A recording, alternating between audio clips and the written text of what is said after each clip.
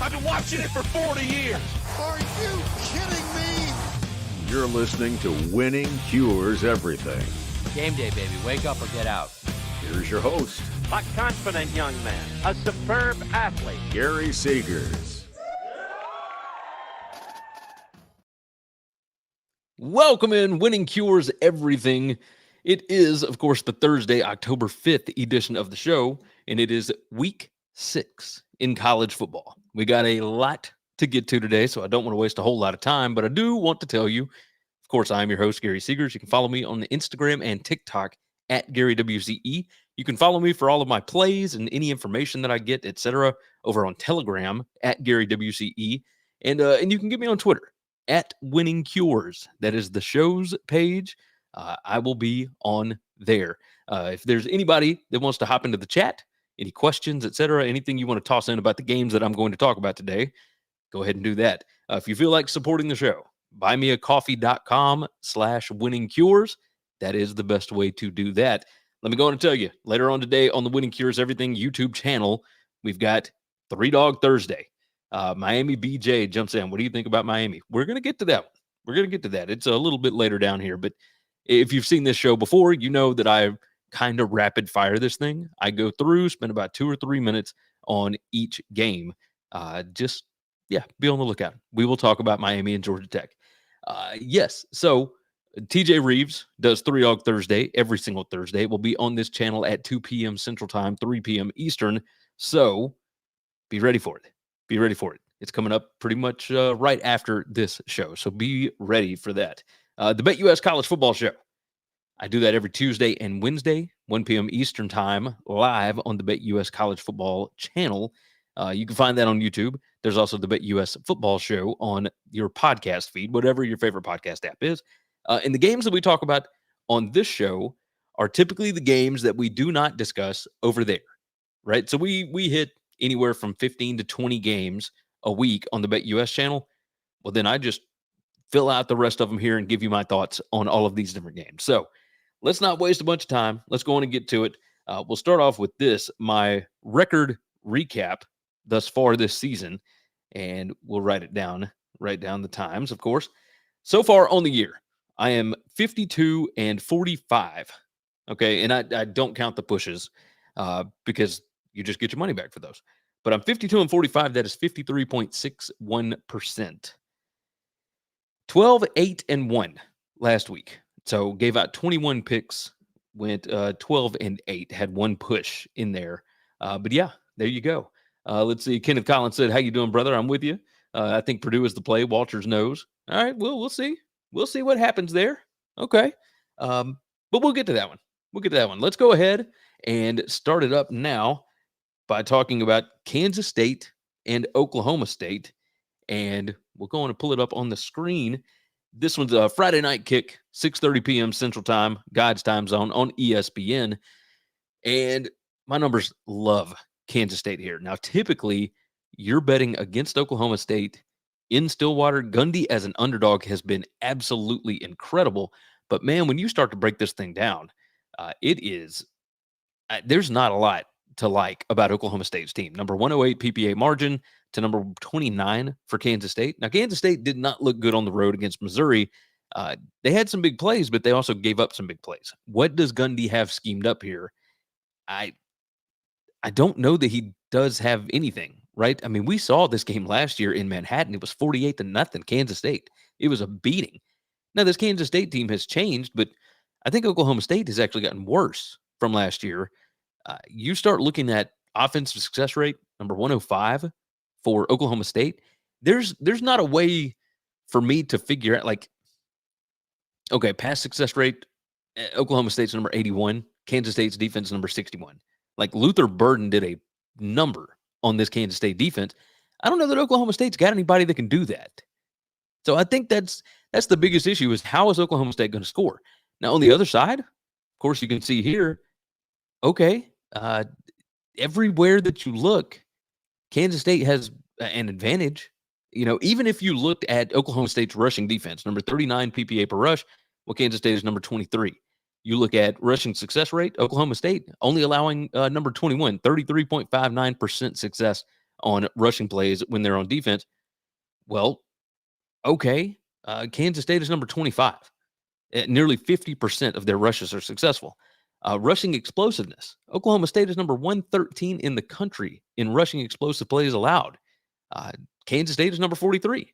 Like there's nothing that I can see that would make sense. And when you get to like the 5 factors rank, which is all the way down here for those that are curious, Kansas State is close to a top 10 team when you factor in talent and the 5 factors, right? Which is field position, havoc, points per play, et cetera, right? So there's not an advantage for Oklahoma State anywhere here. The only advantage they got is that the game is at home. So I don't think that's enough for me this year with what this Gundy team looks like. Give me Kansas State minus the 11.5. I think they will, even on a weeknight, against a home underdog, I think they're going to be just fine. Moving along, Nebraska at Illinois. Illinois, a 3.5-point favorite, total of 43 on this one. It's Friday, 7 p.m. Central Time on FS1. And we'll go on and pull it up. I did get a question here. Derek Mubarak, thank you for your picks. Where do you find these stats? A myriad of places, right? College football data. We've also got, good gracious, team rankings. Sports Reference does a really good job of bringing those in. And yeah, I compile them all each week and put together my sheets so that I can see what the matchups are. So back to Illinois and Nebraska. Again, total of 43 on this. My projected total is 42.85. Okay. Illinois, a 3.5-point favorite. Okay. I mean, they're at home, I guess, but is home field in Champaign, Illinois really worth 3.5 points? I've got Nebraska favored by 1 point here. Again, I don't know what to make of Nebraska totally, but you look at these numbers, and the Illinois numbers are mind-blowing to me, right? They're number 22 in offensive success rate overall. That has to do with the rushing numbers, but like PPA per rush, they're number 65. Like they can't throw the ball. They're number 98 in passing success rate.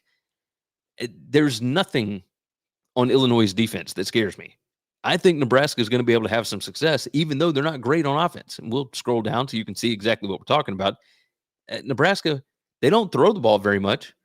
They're really good running the ball. They run it, over 60% of the time. They're number 68 PPA per rush against number 116 for Illinois' defense.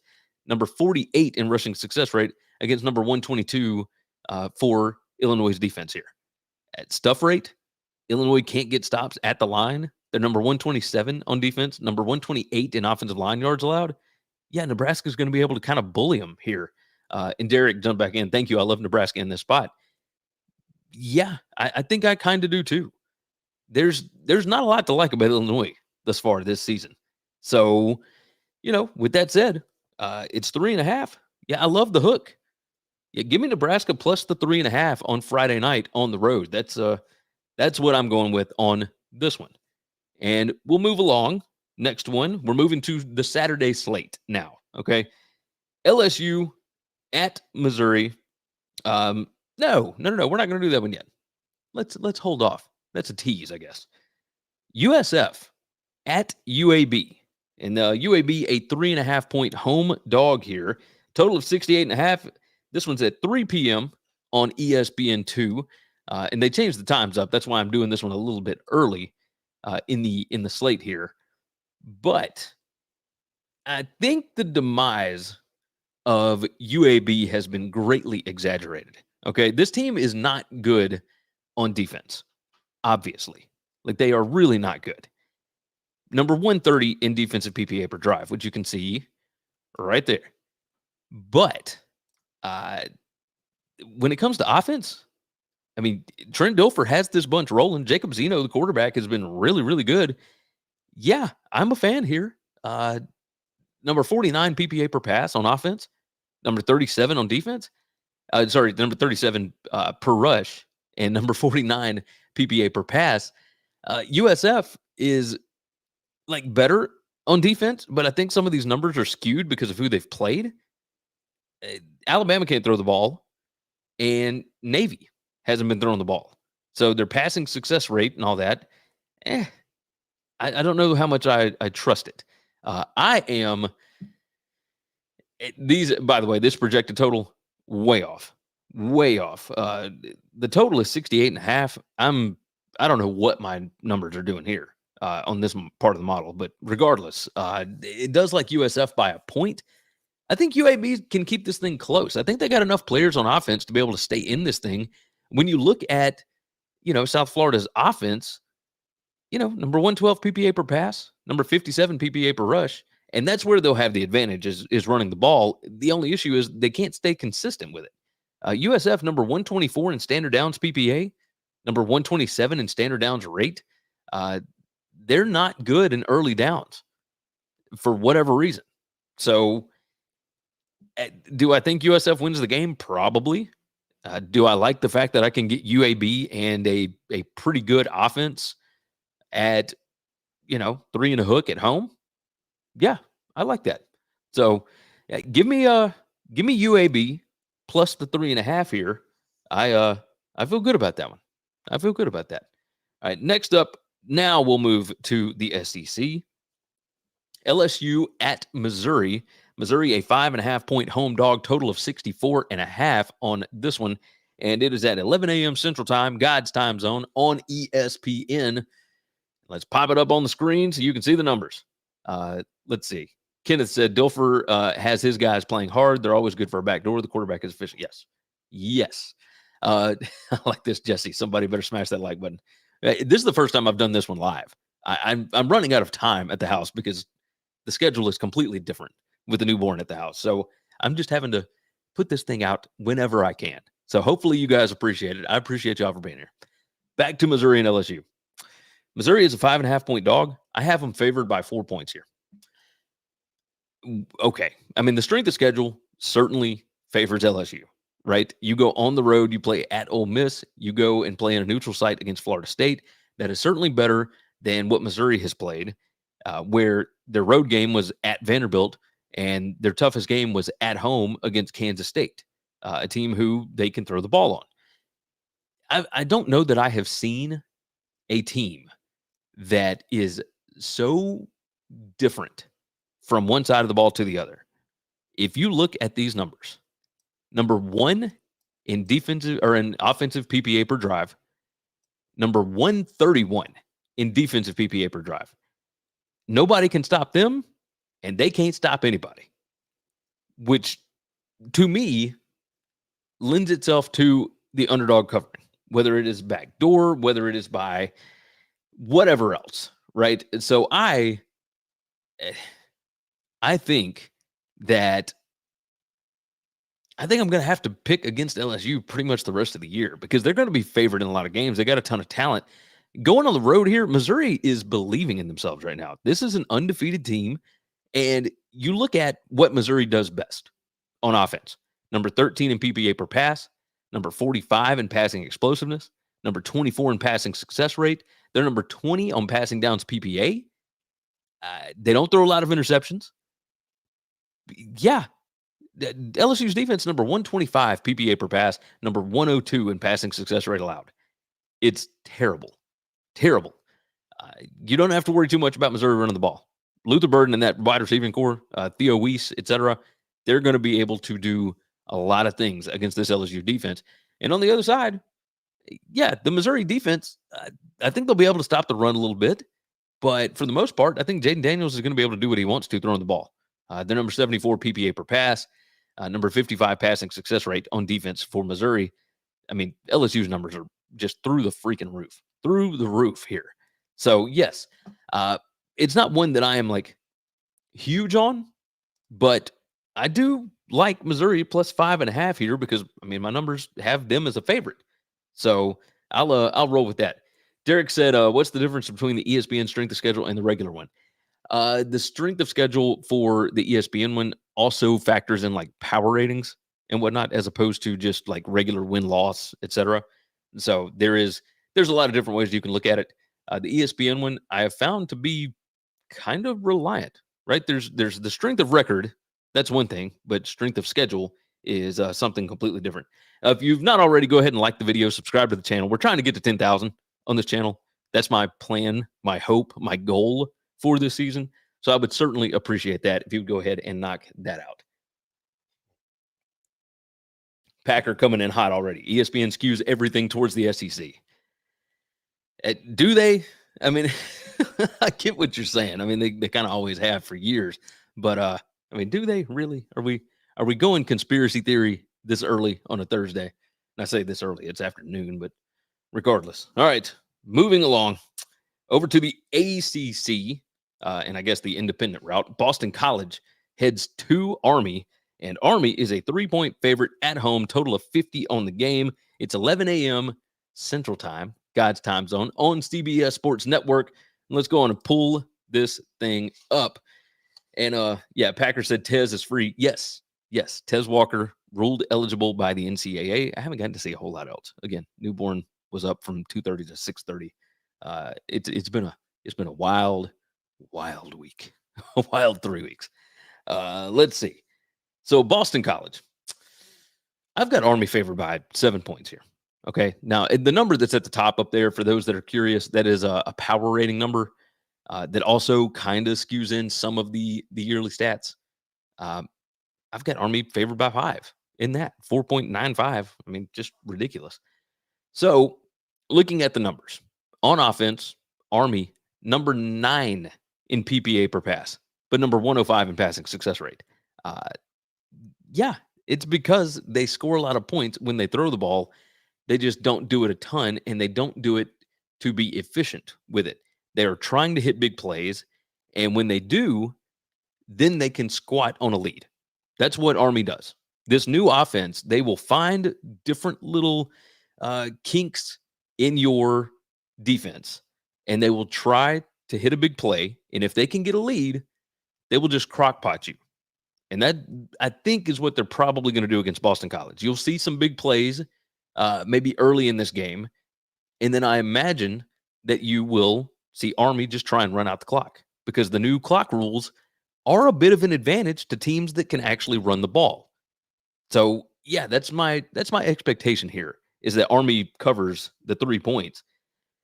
You look at this defense for Boston College, number 131 PPA per pass allowed, number 118 passing success, all that kind of stuff. Army will be able to find an opening to hit a play on this defense. Running the ball, BC number 94 rushing success rate. And don't get me wrong, Army number 119 in rushing success rate. But if you're successful on 37% of your rushes and you're able to hit a big play here and there, yeah, you're still going to be able to do really good things. You look at the 5 factors rank down here, number 62 in 5 factors. Now, when you add in talent, they're number 83. But Boston College, they are not good at anything. Number 132 in penalties per game against Army, who is number 1. They only commit 2.3 penalties per game. Turnover margin, interesting, very interesting. Points per play margin, net explosiveness, net points per drive. Like, this all skews Army's way. So, yeah, I will take the Black Knights. That's what I'm going to do here. Give me Army on that one. Next up, we're going to the Big Ten. Rutgers heads to Wisconsin. Wisconsin, a 13.5-point favorite here. Total of 44 on the game. It's 11 a.m. Central Time on Peacock. That's right. You got to have the streaming app for this one, and you got to have your broadband ready. So hopefully you guys have prepared accordingly. I think you could do Summer of Peacock, right? Let's see. Is South Florida offense really that good? Says Kenneth. Jesse, I don't mean to be rude. Is this show exclusively sicko games? Packer said it's usually games he doesn't cover on BetUS. Yeah. I know that there's people that would rather me talk about Alabama, Texas A&M, etc. But I'm just trying to cover the entire board is what I'm trying to do. I'm trying to cover as many games as possible each week. That's my plan. All right. Again, Rutgers at Wisconsin. And this one, Wisconsin, a 13.5-point favorite, total of 44. It's 11 a.m. on Peacock. Get your streamers ready. Okay, let's pull up the numbers.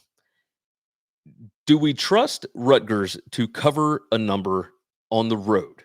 Is Wisconsin good, or how about this? Is Rutgers good?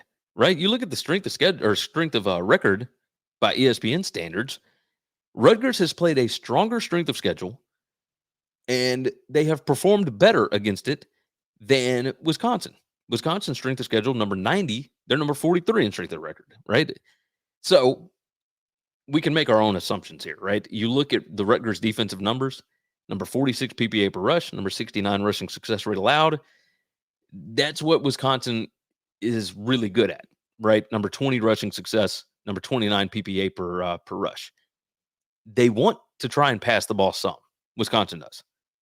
But they're not good at it. Number 93 PPA per pass, number 107 passing success rate. Tanner Mordecai has not been great so far in this Phil Longo offense. We all kind of expected that he was going to be awesome, and it just hasn't happened.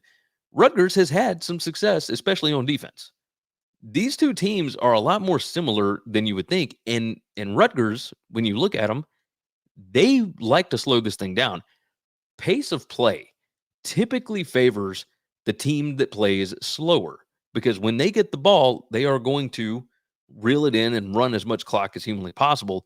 It's harder for an offense to get into a rhythm, especially one that relies on that timing, on pace. I expect that Wisconsin is going to win this game. The question, of course, is whether or not they cover 13.5. You look at the 5 factors. Schiano has got this team operating the way that he wants them to. This is surprising to me. Rutgers, you look at their first half point margin, number 18. They're plus 10.2 in the first half. Not as good in the second half. But Wisconsin, first half point margin, number 58. They're plus 1.8. And they've played a weaker strength of schedule. I kind of look for Rutgers to get out early here. And I don't know that they would necessarily be leading, but I think that this game's going to be pretty close. Yeah, I mean, my power number is Wisconsin minus 11.9. Just raw stats, Wisconsin minus 9.32. Yeah, I'm going to take Rutgers plus 13.5 on this one. It's we'll see. We'll see what happens there. It feels weird to bet on Rutgers, especially in Madison, but what a weird world we are living in right now. All right, this is an interesting one in the ACC as a Sun Belt team is coming to town. Marshall heads to NC State. NC State, a 6.5 point home favorite, total of 44.5. And this one's 1 p.m. Central Time on the CW. That's right. You get to see it now. NC State. They have changed out. There is no Brennan Armstrong starting anymore at quarterback, which is strange. It will now be MJ Morris. And he started some last year. He was pretty good. But is he going to make a huge difference on this team? I don't think so. I think they're going to look about the same. Like that's just my guess on it. So we'll see what ends up happening there. But regardless, let's take a look at. Okay, so here's the numbers. My numbers have Marshall actually favored in this game. NC State, a 6.5 point favorite. Maybe they get rejuvenated and they look better with a new quarterback. I think the offense is going to be about the same, honestly. And even if they do get a little bit better, Marshall's defense is really good against the pass. Number 2 in PPA per pass, number 11 in passing success rate allowed, number 11 in passing explosiveness allowed. They are a great defense, even after losing Lance Guidry. I think they've done good things here. Charles Huff is a fantastic coach. He's going to be up for some big-time jobs this year. Now, granted, strength of schedule probably has something to do with that. But again, it's how you perform. They're doing really, really well thus far. Defensive success rate, they're number 9 overall. NC State, number 62 offensive success rate and number 60 defensive success rate. You look at available yards margin. You look at net points per drive, like all these different things. It's interesting. We'll say that, right?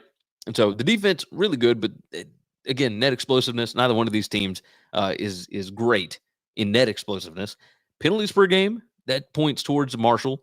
The whole 5 factors, field position, penalties, havoc, etc., that all favors Marshall here. They're going on the road. Again, maybe there is some rejuvenation because they've got a new quarterback at NC State. Maybe that's got the locker room believing again. I don't necessarily buy it. I think Marshall is going to be able to score some points here, and I don't think NC State is going to be able to score points. I think it's going to be incredibly tight, and 6.5 points feels like too much. I think this could be a field goal game either way. That home field advantage, I don't know, will be the same at Carter Finley Stadium at 1 p.m. Central Time. So I'll take Marshall. I'll take the Sun Belt team plus 6.5 here. And again, we'll see what happens with the new quarterback. But, whew, man. Packers said, he said, if Marshall wins after the quarterback change in Raleigh, someone will have to talk Pack fans off the ledge. You're 100% right. You're 100% right. All right. Moving along over to the AAC. Good gracious. I'm going to get all these acronyms right just in time for all the leagues to be gone. UTSA heads to Temple. They're going up to Philly. It's going to be a good time, I would imagine. And the total, 54.5. Temple is a 14-point home underdog. It's on ESPN Plus at 1 p.m. Central Time, God's time zone. You look at the numbers, I've got UTSA minus 8.52. The reason that this line has been inflated so much is it looks like Frank Harris is going to be back for this game. I don't know that it's official. They may have made that official since I was able to get sleep. But regardless, do we not think there's going to be any kind of rust on Frank Harris when he comes in? And it's not even that. It's the defense has not been fantastic either way. And even when Frank Harris was in the game, the offense wasn't great. So how much do we rely on this? Temple, I had high hopes for Temple coming in. I like the quarterback, E.J. Warner, etc. I like Stan Drayton. I like what he's doing with the program, at least what I saw at the end of last season. I don't know what to make of this team. Even still, 14 points, I mean, that feels like way, way too much. Let's break down just a little bit. When Temple is on defense, they're not really good at anything. Teams are running, as Parker would say. We talk about selection when we see such a drastic difference here. Number 98 PPA per rush, number 83 rushing success rate on defense for Temple. Well, teams run the ball over 60% of the time against Temple. And part of that is because they get up to big leads and then they can just run out the clock. Part of that is because Temple's not very good at stopping the run. They don't have to pass the ball on Temple. They're I mean, these numbers are crazy. However, UTSA is not good at really anything. They're number 120 in rushing success rate on here. That is almost inexcusable for a quarterback that has, or for a team that has a quarterback that is capable of, running at any point. He can find holes and be able to pick up yards. It's called stealing yards. They're great at it. So you look at the 5 factors rank, these two teams are very, very similar. UTSA does have a talent advantage, but again, this team, number 132 in turnover margin, number 115 in giveaways per game, number 131 in takeaways. And it's not like Temple is a whole lot better. They don't do a lot better on takeaways, but they are better. So I don't know. Home game for Temple, UTSA. I mean, they're looking to bounce back. I still think that this one is going to be a little bit tighter. I think maybe the line, again, has gotten a touch too inflated because of Frank Harris coming back. I don't think it's going to be so clean cut when he gets back. That's my guess. So Miami ran for 77 yards against A&M at home, 324 on Temple on the road. Yeah, that's the way it goes. That is the way it goes. Let's see. All right, we're moving to the Pac-12. I got to pick up the pace. Okay. Pac-12 here. Washington State heads over to UCLA. We didn't get to talk about this one on the Bet US show. UCLA, a 3.5-point favorite, total of 59. It's 2 p.m. Central Time on the Pac-12 network. And yes, there are some sharp guys that have taken UCLA. I think Brad Powers took UCLA when it was 3. I'm very interested here. Let's pull up the numbers on the screen because my model is in love with Jake Dickert and the Washington State Cougars. I love Ben Arbuckle. I love what he's doing with this offense. How real is UCLA's defense? That's what I want to know. You look at it, number 20 in defensive success rate allowed. Everything that Washington State has done on offense has worked. Everything. Let's start off there. Let's start about Washington State's offense. They're not good at running the ball, obviously, but they don't do it. They run it about 40% of the time. They're number 92 PPA per rush, number 47 in rushing success rate, because they do run it when you kind of least expect it. Their offensive line is not great at stopping the run, etc. Turns out this is what UCLA's defense is best at. They're number 5 PPA per rush allowed. They are number 13 in rushing success rate allowed. When you get over to passing the ball, you look at passing downs PPA, passing downs success rate. This all leans Washington State. So now we get back over to the other side. Okay. Washington State on defense, really good against the pass. Number 32 PPA per pass. They're number 36 passing success rate allowed. UCLA, thus far, not great PPA per pass. Now, Utah may have skewed some of those numbers, right? Number 68 PPA per pass, number 69 passing success rate. They are somewhat explosive, but Washington State does a good job of stopping explosive plays, especially when the other team is trying to throw the ball. UCLA, are they going to be able to run the ball? Because their overarching numbers are not fantastic running the ball. You would think with Carson Steele and what's the other guy's name? Hendricks, I think.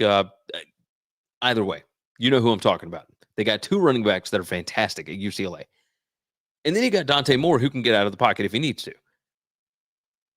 But they haven't been fantastic running the ball like you would expect. That offensive line kind of still growing here.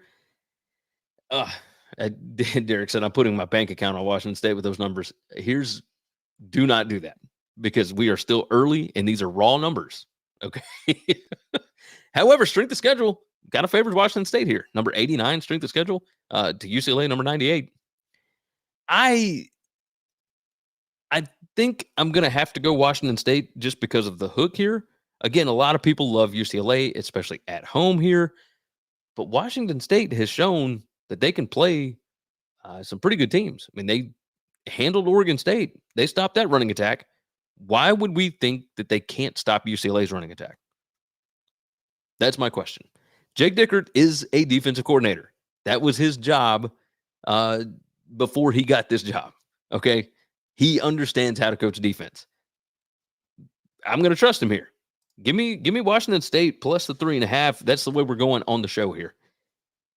Moving along, Virginia Tech and Florida State. Florida State, a 24-point favorite here. Total of 53. It's 2:30 p.m. Central Time on ABC. Again, we don't do a bunch of trends and whatnot on this version of the show on Winning Cures Everything. We are just talking straight numbers. I'm going to show you what my model says, and then we're going to go from there. A lot of sharp people on Virginia Tech thus far. I think Tunes gave it out at a different number here, whatever else. But are we really trusting Virginia Tech to go on the road and cover numbers against Florida State? Is that what we're doing here? I mean, don't get me wrong. I understand different spots and all that, right? Florida State got, some big stuff coming up, and maybe they just don't care about this one. And Drones at quarterback for Virginia Tech had certainly made that offense look a little bit better than they had before with Grant Wells, but rough. Okay. Now, we look at these numbers. There's not a whole lot that favors Virginia Tech. However, they are okay against the pass, right? And that seems to be Florida State's best thing.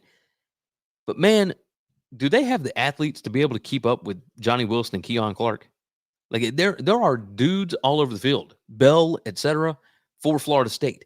Jordan Travis can get outside of the pocket and create crazy plays. And Virginia Tech, again, strength of schedule, I think, matters. Number 93 in strength of schedule. Florida State is number 32. They've been able to do this kind of stuff against way, way better and more talented defenses.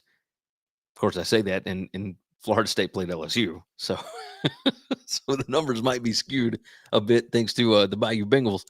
But Florida State Can't run the ball really. Virginia Tech can't really stop the ball or stop the run. Excuse me. That's going to be interesting. On offense, okay. Virginia Tech can't run the ball, and that seems to be what Florida State is best at, is stopping the run. Does Virginia Tech find something with the passing attack here? Maybe. I mean, number 53 PPA per pass for Florida State's defense. Virginia Tech, number 67 in PPA per pass on offense.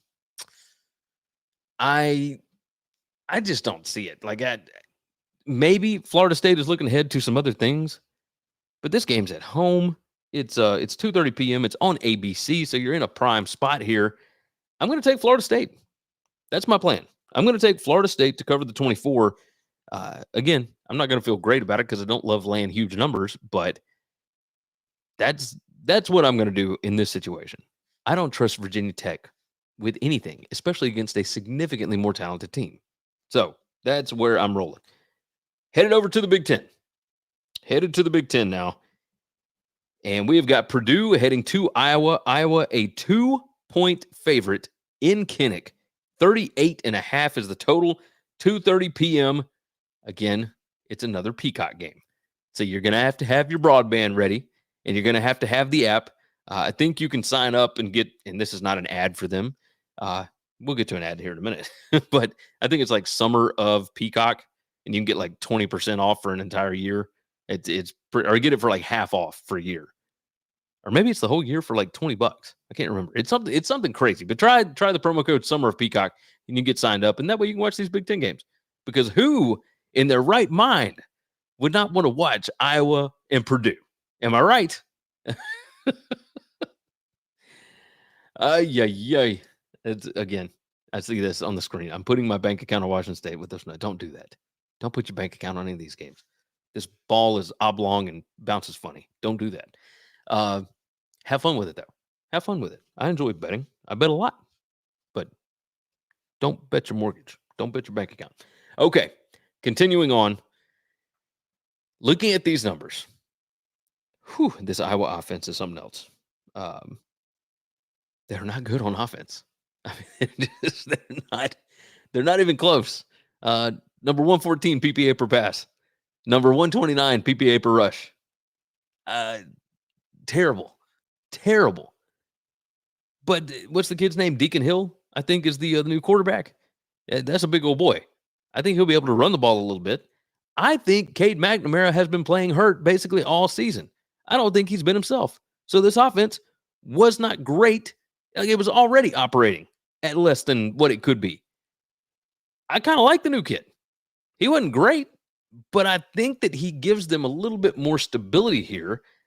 I am going with Iowa to cover the 2 points at home. Kinnick is a monster, and Ryan Walters going in there. I know that he's got a better offense. Let's pull up the numbers here. Number 75 PPA per pass, number 84 PPA per rush. Yeah. Derek jumps in. How do you like the under 39 in the Iowa game without their main quarterback? I would hold off on that. My projected total is 43 points here because I expect Iowa to score a little over 24 and Purdue maybe like 19, 18, 17, whatever. I think this could go over because I think that Iowa's offense is going to be a little bit better, and never rule out the idea of points when Hudson Card is the quarterback of the other team. You look at turnover margin, number 83 in giveaways per game is Iowa's offense. Takeaways per game, Iowa has not been great in this year. They typically are like top 5, top 10. They're number 65 in takeaways per game. They're still taking the ball away 1.4 times per game. You think they won't be able to set up short fields? You think they won't be able to just return interceptions? Yeah. I think, let's see, Walters knows Iowa. Kenneth Collins jumped in. Walters knows Iowa. Iowa's second quarterback, and the first one wasn't very good. I think I like this quarterback. I'm going to take Iowa here.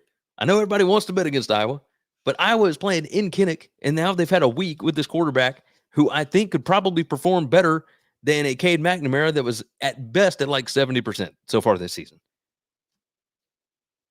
Give me Iowa. That's all I got. I mean, none of these numbers are going to make any damn sense anyway. Kenneth said, Card has underachieved. He's talented. He is talented. But again, he has underachieved thus far. Let me tell you right quick about Ticketsmarter. Ticketsmarter.com. Think smarter. Ticketsmarter. If you want to get into some of these games, it can be kind of expensive. If you want to go to concerts, like my wife and I went to see Tyler Childers over the summer. Those tickets were insane. But you can save some money by going to Ticketsmarter.com. Use the promo code WCE10. That's WCE10. You're going to get $10 off of an order of $100 or more. If you use the promo code WCE20, you can take $20 off an order of $300 or more. And here's the best part about this.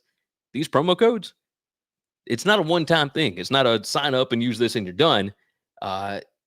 Hey, I mean, use it as many times as you would like. Just every different order that you use with Ticketsmarter, use the promo code WCE10 to get $10 off 100 or WCE20, WCE20, and you can take $20 off of $300 or more. So think smarter, Ticketsmarter. Easy enough. Okay. We move along and we got a few more games that we got to hit on. Let's see. Packer, $5. Oh, thank you. Thank you. We appreciate this. Of course. He said, how is UCF favored against Kansas on the road? Well, that says to me that Daniels is not going to play at quarterback. But I would not. I wouldn't. I don't think it matters. I don't think it matters. I think either it says that Daniels is not going to play this week, or it says that John Reese Plumlee is back. And UCF, people think that UCF is going to be able to score on that defense. We'll get to that game. We'll get there in a minute, okay? Let's start off with this one on the back half. We'll start at the back nine now. And write my times down. Wake Forest heads to Clemson. And this one, at one point over the last few years, was actually a much anticipated ball game. Not now. Not now. Wake Forest, not as good. It's this is an interesting game. Interesting game. I'll say that. Clemson, a 21-point favorite, total of 52.5. 2:30 p.m. Central Time on the ACC network. Let's pull up the numbers on the screen here. Excuse me. Clemson, my numbers have favored by 20.72. Wake Forest, number 132 strength of schedule, and they still don't look great, especially on offense. That ain't good. Wake Forest could not score in the first half on Old Dominion. And Old Dominion's defense, don't get me wrong, those numbers are pretty good. But they ain't great. And Clemson's defense, I think, might be kind of great. They're number 10 in PPA per drive on defense. Wake Forest defense numbers, they're pretty good. But again, we got a massive talent discrepancy here. 5 factors, big difference here. First half point margin, big time in Clemson's favor. Neither team very explosive. I'm not going to waste a bunch of time on this. Clemson, I think, could line up the ball and just run it down their throat. Number 19 in rushing success rate. Wake Forest is number 23, but I don't think they got dudes like Clemson's got. Now, we'll see.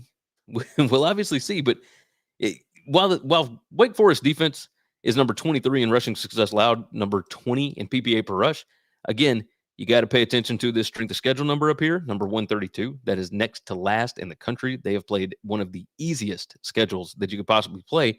And yet, this number right here, as you see where I highlighted it right there on the screen, stuff rate. They are number 101 in stuff rate on defense. You're not going to be stuffing Clemson a whole lot. Offensive line yards allowed. Wake Forest defense number 65. Clemson number 25 in offensive line yards thus far this season. On the other side, this Clemson defense, you're not going to be running much on them. And Wake Forest has been running a whole lot more here lately. But stuff rate, number 50. Number 29 in offensive line yards allowed. Stuff rate allowed. Wake Forest offense, number 81. That offensive line is not going to be able to block these guys. I still believe that Clemson has got some dudes, and I still believe that this is a pretty well-coached team. You're into week 6 with your new offensive coordinator. Yeah, I think it was going to take a little bit of time, but I fully expect this to kind of be a whipping. I think Clemson's trying to get back right. I'm going to take Clemson minus 21 on this one. I trust what the Tigers are doing. Derek jumped in. He said Wake Forest has looked terrible on offense this year. Yes.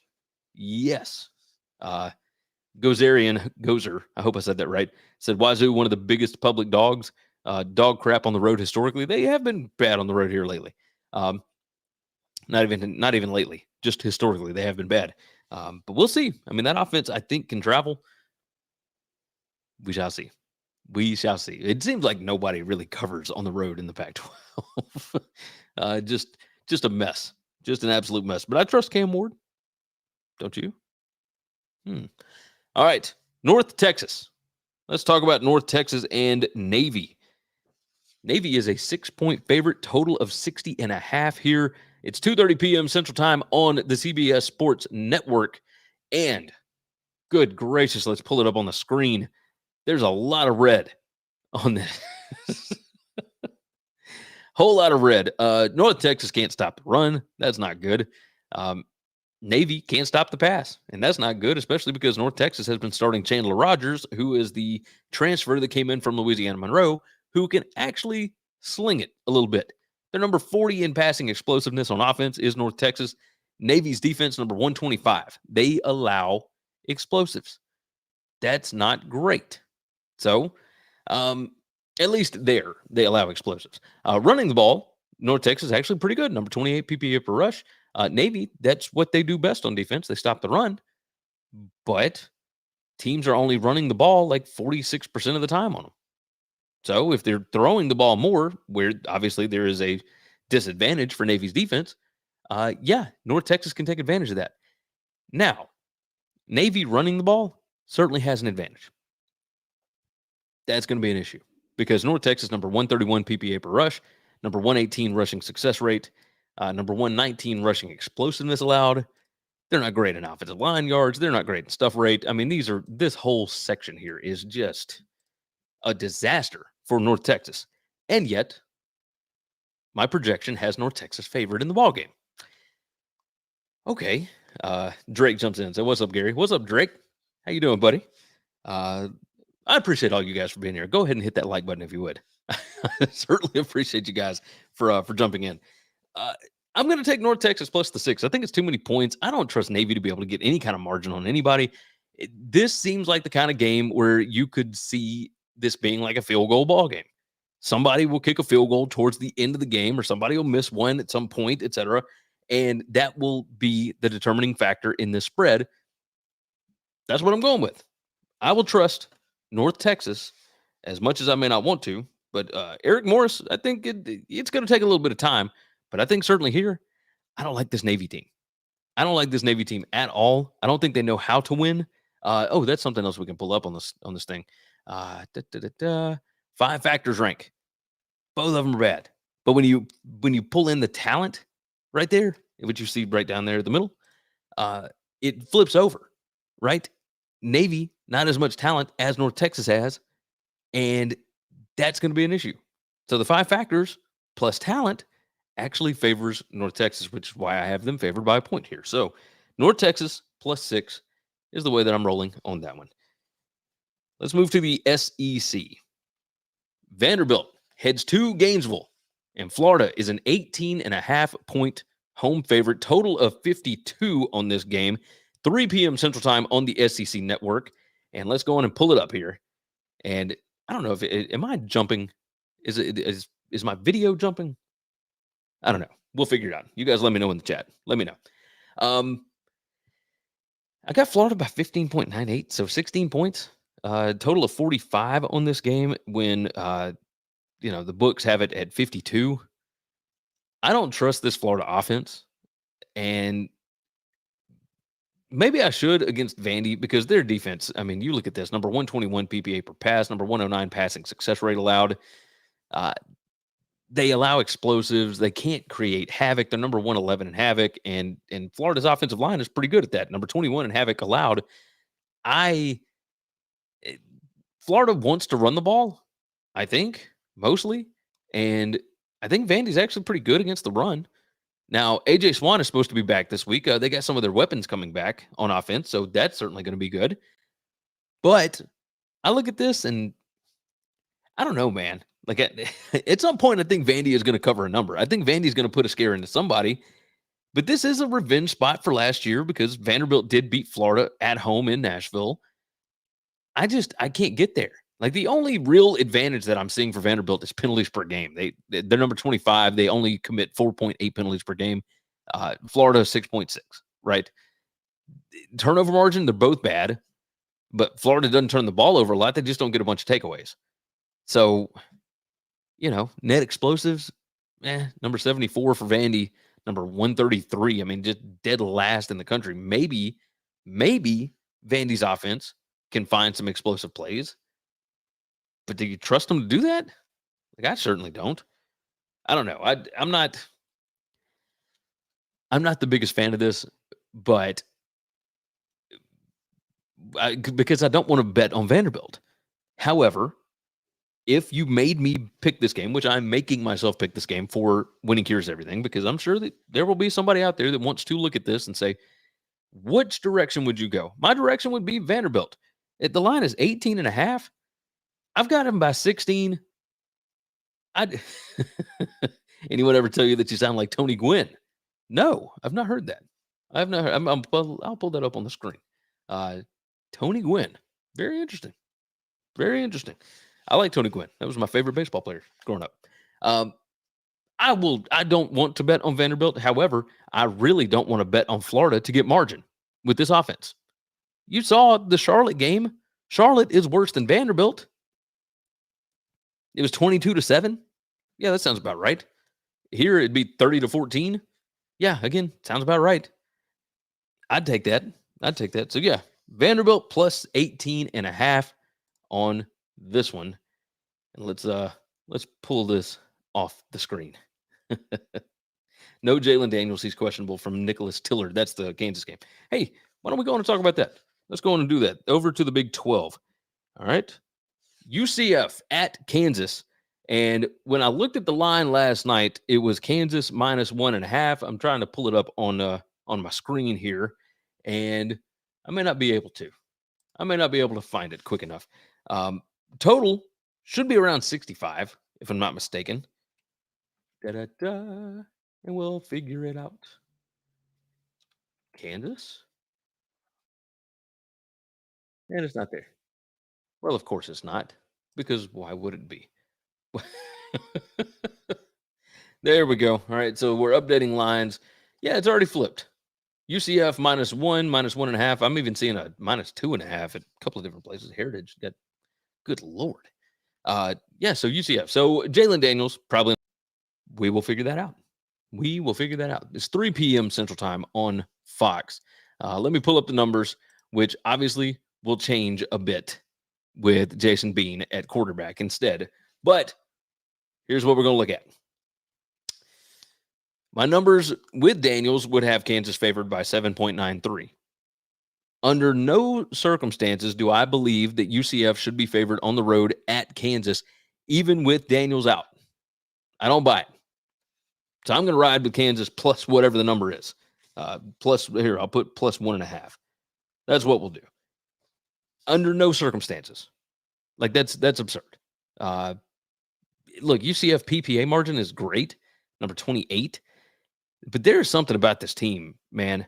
I can't figure it out. I don't know exactly what they are. They are explosive. I like Timmy McClain and what he did last week.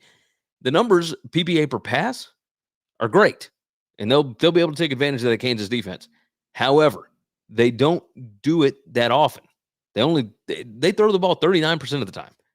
Running the ball, they're number 69 PPA per rush. Kansas number 106 in that regard. Kansas number 65 in rushing success rate. These are the kind of games where Lance Leipold and his coaching acumen come in big time. Who do I trust in a coaching matchup between Lance Leipold and Gus Malzahn? I think that you guys know which direction I'm going here. Lance Leipold is a significantly better coach. I don't think it's even a question. And the talent discrepancy, I don't think is that big. So, 5 factors rank has got Kansas here. Yeah, if I'm getting Kansas as a dog just because they announced that the quarterback is out, yeah, give me that. Give me that all day long. I will take Kansas plus the 1.5 on this. Again, a lot of things that will factor into Kansas being better on offense. And then you look at this, and UCF is better than Kansas's defense. But I trust Kansas. That's what I trust. I trust Lance Leipold, especially at home. That's the way I'm rolling. All right, we got a few more games to hit here. Like the video, subscribe to the channel, share it out. Don't forget about 3 Dog Thursday. Don't forget about the BetUS College Football Show. Moving on. And again, I have to pick up the pace because I have to get out of here. Colorado at Arizona State. This one is at 5:30 p.m. Central Time on the Pac-12 Network. Arizona State, a 4-point home dog. Total of 59.5 on this. And this number has come down quite a bit. Quite a bit. Nicholas said not even out, just questionable. Okay. So Colorado, Coach Prime. Everybody loves betting on them, but the number is going the opposite direction this week. There's still likely a lot of public support, I would imagine, for Colorado. Let's see, a couple of different spots I can look that'll tell me how many tickets are on Colorado right now, just on regular public. And yeah, that makes sense. 71% of the public bets are on Colorado. This one opened at 5.5. It's down to 4, 4.5. Now it's down to 4 pretty much everywhere. Down to 4. Okay, so 5.5 down to 4. And that is because the sharp bettors like Arizona State right now. Their quarterback situation looks a little bit better now that Drew Pine is back. Colorado, do we trust that they're really number one in strength of schedule? I mean, is that real? Like, I don't know. Either way, that's an ESPN metric, is what it is. And I do trust it most of the time. I just don't know if TCU, USC, and Oregon is. Either way, neither here nor there. Neither here nor there. Defensive success rate is what we're looking at here. Colorado can't stop a cold. They can't stop anybody. It's ridiculous. Their offense, however, is pretty good. They throw the ball like 70% of the time.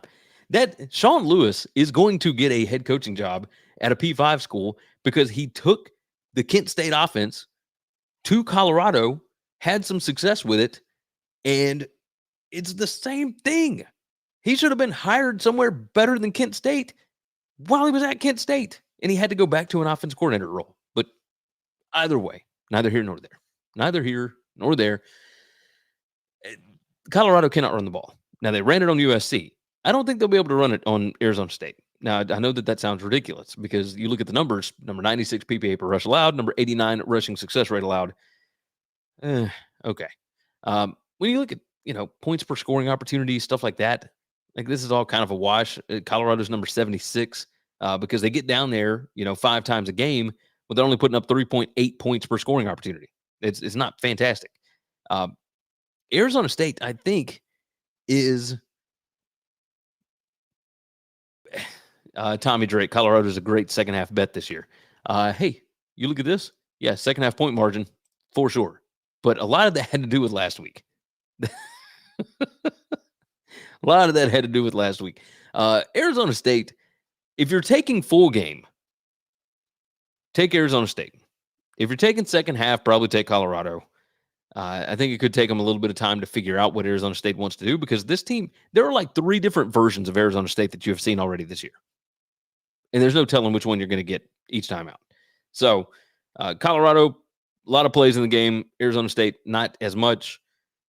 These numbers are kind of skewed because, again, it's like 3 different versions of this. I would probably take Arizona State here at home. This isn't one of the prime matchups. I say prime. This isn't one of the highlighted matchups for Colorado. What does this team look like when they come off of an emotional high? That's what I'm curious about. If I had to bet it, I would probably take Arizona State. So Arizona State plus 4 for me on the show sheet. Few more games. Four more games. Good Lord. Yeah, I'm already at an hour. My wife's going to, she's going to kill me. Okay. Moving along. SEC time. Arkansas at Ole Miss. Ole Miss an 11.5-point favorite. Total of 63.5. It's at 6:30 p.m. on the SEC network. And this game is always tight. Now, I know that there's some stuff going on with Sam Pittman, and there's stuff going on with all these others. I mean, there's stuff going on with Lane Kiffin. Pittman and the mental health stuff is interesting. This team has been through some wars here, like 3 straight big-time games. It's tough. Trey said, hard to bet against Arizona State right now. James jumped in and said, Arizona State is trash. Look, it's not a game that I feel like I should be spending money on, but if you have to bet it, if it's part of a pick'em or something along those lines, that's what I'm trying to give you the numbers for. Let's see. Nicholas, how do you make the spreadsheets? Where's the info generated from? No, you make them from All Scratch every week. I'll just pull that up there. Here's the deal. I make the spreadsheet. I don't make them from scratch. Obviously, it all jumps in, but I pull the information from a lot of different sources. Team rankings, and it's sources that I have verified that actually have good information, right? So team rankings, college football data, collegefootballdata.com, sports information, or sports reference, excuse me. One of these days I'm going to get it all right. CFB stats, etc. Right? All of these different spots, they all have good data, and I pull them all into spreadsheets, and I compile it into this thing. So very easy to do. All right, hiding there. Back to this. Let's write the time down again. All right. Arkansas at Ole Miss. Ole Miss an 11.5-point favorite. Total of 63.5. It's at 6:30 p.m. on the SEC network. This game is close all the time. Sam Pittman, all the issues going on, whether it's mental health or whatever, his players are having troubles. Look, Arkansas has been through some wars. However, Ole Miss has played Alabama and LSU back-to-back, and they beat LSU and stormed the field. My number on this is Ole Miss minus 9.65. This thing is at 11.5. I'm going to take Arkansas here. And the reason being that Arkansas offense can score on Ole Miss. If Alabama's offense could put up 24 points on Ole Miss, Arkansas should be able to put up 30. Like, I like KJ Jefferson. He is a significantly better quarterback than what Alabama's got rolling right now. I don't think that either one of these defenses is great, so I would expect that we're going to see points. The total on it is 63.5. Yeah, I've got 62.29. I still would go over the 63.5 because I think if you look at, Arkansas likes to go slow. I didn't realize that. 64.6 plays per game, number 86. I think they'll be able to go above their average on that for sure. Look, this game is tight every single year. Every year it comes down to a 2-point conversion or some crazy field goal or whatever. So, yeah, between these two teams, like, it's always close. And I like the offense at Arkansas. Like, I know they've made some mistakes and whatnot, but it's not like they're not going to be able to score. So, anytime that you don't have a defense that can stop anybody, which is what Ole Miss has, yeah, I will take Arkansas to stay within 11.5. I think that's a crazy number considering it's kind of the same thing with LSU being favored over Arkansas by 17.5, right? That game has been 3 points every year. Chad jumps in. KJ looked like Danny Dimes running around. Offensive line is Swiss cheese. Yeah, but who does, again, Ole Miss. Let's look at these numbers. Ole Miss on defense. Number 120 in offensive line yards allowed. Number 128 in stuff rate. Havoc created. They're number 19, but they're number 103 in PPA per pass. They're number 121 in passing success rate allowed. They're not good on passing downs, like number 61. They don't get interceptions. This Ole Miss defense isn't good. They're just not good. I think Arkansas is going to be able to score. So that is the direction that I'm going here. I will take Arkansas plus 11.5. All right. I did promise somebody in the chat earlier, we are going to talk about this. We are going to talk about this one. Georgia Tech and Miami. And let's. Georgia Tech heads to Coral Gables or maybe it's Miami Gardens, wherever Hard Rock Stadium is. They head down there, and Miami is a 21-point favorite, total of 57.5 at 7 p.m. on the ACC network. Are there going to be a lot of fans there for Georgia Tech? No, Miami will not have a full house, but that is okay because Mario Cristobal's team is fantastic. They are so good. And yes, this might be a little bit of a look-ahead spot because they do have North Carolina on deck. But I've got Miami by 31 here. Georgia Tech's offense has been pretty good this year. Now, Bowling Green made them look dumb, but I think this team is pretty good. Like, I think Miami is a dominating team in the ACC. I just think that people don't know what to do with them, right? This team was so bad last year, and now you see the numbers on the screen. Number 4 in PPA margin. Like, the number 4 PPA per drive on offense, number 21 PPA per drive on defense. Offensive success rate, they're number 9 overall. Defensive success allowed, number 8. Now, again, some of this has to do with the strength of schedule up here, number 102. However, they are blowing out teams that they should blow out. And they blew out Texas A&M, who has proven to be a pretty good team. On offense, they are fantastic. And Georgia Tech is not fantastic on defense. That's where I see the margin coming from. Now, we look at this first half point margin. Georgia Tech, has been able to stay in these games. They're plus 5.5 in the first half. Second half, Georgia Tech is minus 12.2. Miami is number 2 in the country in second half point margin. That's plus 16.7 in the second half. So when you see a discrepancy like that, just kind of pay attention to what's going on in the second half. It means that you have a team in Miami that is actually making adjustments at halftime and a team in Georgia Tech that I don't think can make adjustments. Derek said, how does Georgia Tech lose to Bowling Green last week? Well, there's problems with Georgia Tech, and it was also a look-ahead spot, right? So, again, these numbers are just a part of the handicap of a game. You got to be able to look at what they've got coming up, etc. In this situation, I've got Miami favored by 31. The line is 21. Miami plays North Carolina next week. That's a massive ACC showdown.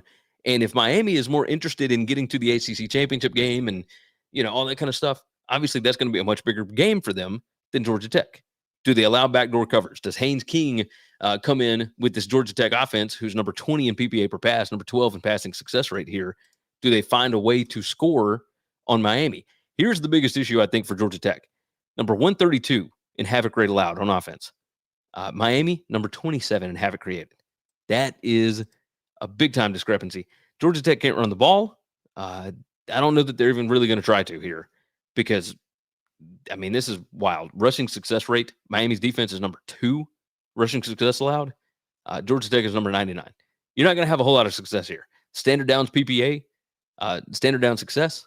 Miami is fantastic. This Miami defense, look, I'm telling y'all, I said it in the offseason. If you hadn't been watching Winning Cures Everything all year, you need to be doing it, okay? Even through the off months, in the summertime, in February, March, whatever, Lance Guidry was going to be the biggest hire of Mario Cristobal's career. He is fantastic. That guy is unreal, and he's showing it right here. Now, granted, again, strength of schedule. We will see what Lance Guidry draws up for Drake May next week. But here, I like it.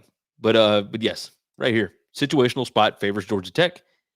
I'm still going to take Miami because I trust my numbers here. But it's one thing to trust numbers and another to trust a handicap, situational spot, all that kind of stuff. So, okay. Next on the board, San Jose State. Oh, man. They travel to Boise State. And I got to write down my times. Good gracious. San Jose State travels to Boise State. Boise is a 9.5-point favorite, total of 59 on this, 7 p.m. Central on CBS Sports Network. And we'll pull up the numbers because we will go quickly on this. My number makes it Boise minus 7.45. And I've got a significantly less total than the actual total.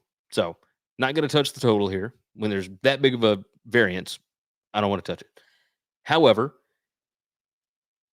my number's right on where the line opened. It was like Boise 7.5 or 8. This San Jose State defense is terrible. However, they have played, USC and Oregon State and whoever else, all these teams that are going to be able to do all this stuff. I don't know. I look at this and I don't know how San Jose State is going to stop Boise. However, when you look at Boise on defense, that's a whole lot of red. Andy Avalos' defense has not been good at all. Right up here to the top, you can tell it. Defensive PPA per drive is number 118. Defensive success rate allowed, number 117. They can't stop the run. And San Jose State is number 39 PPA per rush, number 37 rushing success rate. I think San Jose State can score enough points to keep this thing within 9.5. Okay, and my guess is that this will end up at 10. I already see a couple of books that have 10. I think DraftKings just did 10. That's where I would go with this. I just think San Jose State can score. I like their offense. I like what they do. Both of these defenses are kind of garbage. And if you're a fan, I'm sorry, but it's true. Numbers don't lie.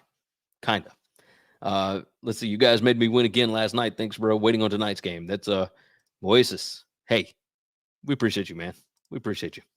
All right, last one on the board. We're doing a Pac-12 After Dark. Like the video, subscribe to the channel if you would so kindly. I appreciate you guys. Maybe we'll just do this live every week. Every Thursday, we're going to knock this out. Tone jumps in. What's going on, Gary? What's up, Tone? How you doing, buddy? I appreciate you guys for jumping in. All right, last one that we are going to hit.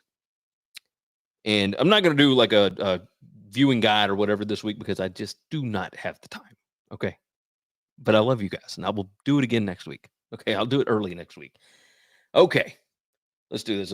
Air Force ate their D alive in the second half. Talking about San Jose State. Yeah, they absolutely did. Yeah, anytime you play Air Force, it's going to make your rush defensive numbers look really bad. Just not good. Kyle and Parker with the win last night. Kyle with the L and the under. Gary and Parker with the win last night. Those Jacksonville State games are a beautiful disaster every single week. All right. Arizona at USC. USC a 21.5 point favorite, total of 72 on this one. 9:30 p.m. Central Time, God's time zone on ESPN. Okay. Doesn't look like Jaden Delora is going to play. That's the guess. The backup was pretty good against Washington, but I think Washington has kind of reached a point where they are just waiting for the Oregon game, which is next week, by the way. Oh, that's something we'll do at the end of this. I got to do where game day is going. Okay. Anyway, this one's at USC. USC gets to come home after the whole Colorado thing. That defense, man, the numbers look good.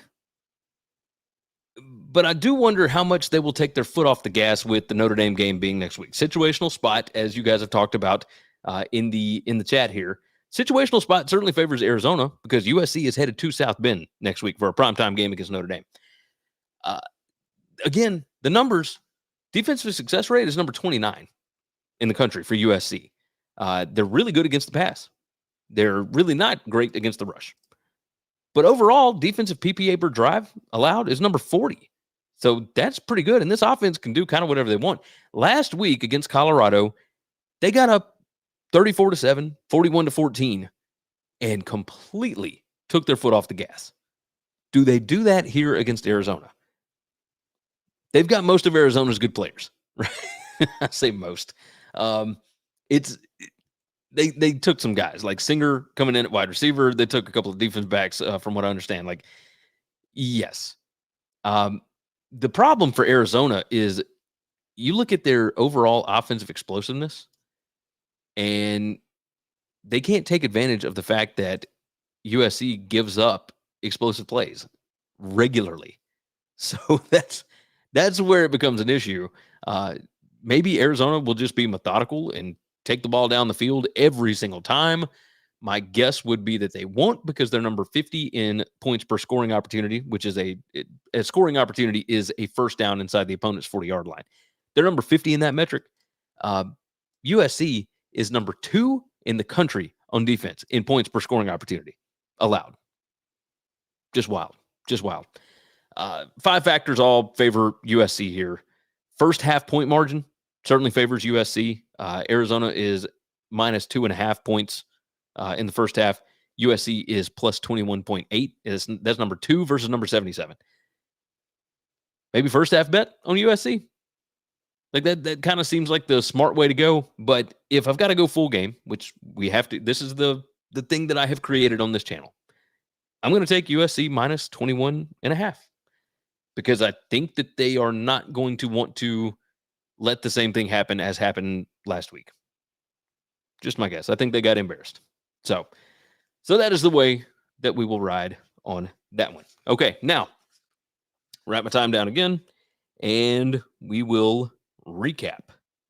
Now just read through, and for those of you that don't want to give me a full view, you don't want to watch the whole show, I understand. Okay, we all don't have time.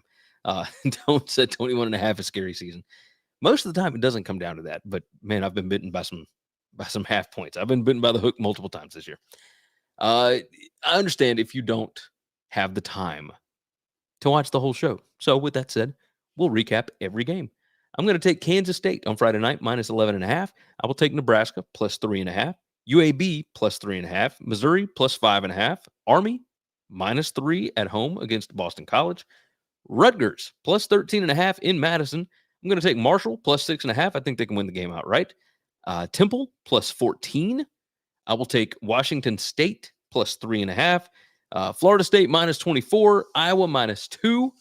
I will take Clemson, minus 21 at home. North Texas, plus 6 against Navy. Vandy, plus 18.5 against Florida. Kansas, plus 1.5, even if they don't have Jalen Daniels. Arizona State, plus 4 against Colorado. Arkansas, plus 11.5. I'll take Miami, minus 21, even laying that big number. San Jose State, plus 9.5. And I will take USC, minus 21.5. Okay, I do have 2 more things that I need to hit. You guys are fantastic. I appreciate you being here. We had like over 50 some odd people watching. You guys are great. The first thing that I do every week that I haven't gotten a chance to do because I didn't do the preview show. And we'll write the time down so that I can chop it up later. Where is College Game Day going for week number 7? A lot of options on the board. Obviously, we'll have to see what happens in week number 6. But I think that they're headed back to the West Coast. And it won't be for Colorado. I think they're going to go to Oregon and Washington. They've already been to South Bend. Why would you go to USC and Notre Dame, which is also next week? It's a primetime game. It's on NBC. Why would you go there when you own the rights to Oregon at Washington? And you may not get to show them again after next year, right? Because they entered the Big Ten next season. ESPN has no deal. ABC has no deal with the Big Ten. Take advantage of this one. Now, of course, you may not want to, I don't know. You may not want to deal with that. Maybe it's harder to travel across the West Coast. I get that. If you can get some upsets this weekend, and it's not far-fetched, not too far-fetched, but if Kentucky finds a way to beat Georgia and Missouri can find a way to beat LSU, again, interesting. Missouri plays at Kentucky next week. Potentially a battle of unbeatens, even if it's not, even if you just have Kentucky, who just came off of beating Georgia in Athens. That would be my third option, Missouri at Kentucky, because that one could get interesting. Emotional letdown spot for everybody in that one. So Oregon at Washington is going to be my pick for where College Game Day is going to go for week number 7. USC at Notre Dame. They've gone back to places before, right? And that's a huge name brand thing. The issue is ESPN, ABC, they have the Oregon-Washington game. It's a 2:30 game. I think they're going to go out there. So we'll see what happens. The next one that I do every single week, and I've had several of you guys asking about it, is the most likely outright underdog winners. Here is who I've got, okay? My numbers like Missouri over LSU, They like North Texas over Navy, Tulsa as an outright favorite over FAU, and Marshall over NC State. Those are the ones, if you were going to round robin 4 of them or whatever, that's what I would roll with. So I think that those can knock that thing in. All right. We did an hour 20. I don't know why I do this for myself, but but I appreciate you guys. I will be chopping these things up later on. Thank you for liking the video, subscribing to the channel. Spread the word. I'm trying to get this channel up to 10,000 subscribers this football season. It's just me over here. I'm a one-man operation. Okay. I do have the 3 Dog Thursday show coming up in 40 minutes, but it's me. I edit everything. I look up all my own research, all this kind of mess, and I have fun doing it. And it's because of you guys, right? All you guys in the chat. I appreciate all of you. All right. With that said, let's get out of here. Oh, don't forget, buymeacoffee.com/winningcures. I'm on Telegram at GaryWCE. I'm on Instagram and TikTok at GaryWCE. I'm on Twitter at winningcures. And don't forget about the Bet US College Football Show. Go check out my official plays over there. Already 1-0 this week. Always good. Always good. With that said, take care of yourself. Take care of each other. Of course, God bless college football. And hopefully, all of your tickets cash this week. Thanks for listening to Winning Cures Everything. Make sure and follow me on Twitter at GaryWCE. If you want to toss in a question, you can email me, Gary@winningcureseverything.com. Make sure and hit that subscribe button, and we'll see you next time.